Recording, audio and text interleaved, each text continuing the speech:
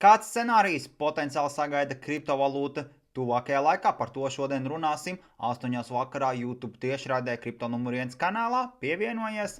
Zelts un sudrabs šodien dažu stundu laikā pazaudē vairāk nekā 2 triljonu ASV dolāru tirgus kapitalizāciju. Arī atveroties akcijas tirgumu Amerikā stundas laikā tiek zaudēts no tirgus kapitalizācijas vairāk kā 1 triljons ASV dolāru.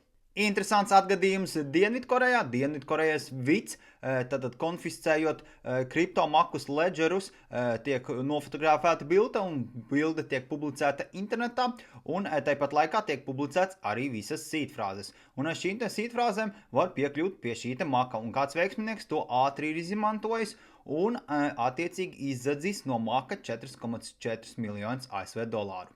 Interesanti, vai šīs vidu darbinieks vēl turpina darbu Dienvidkorejas vidā.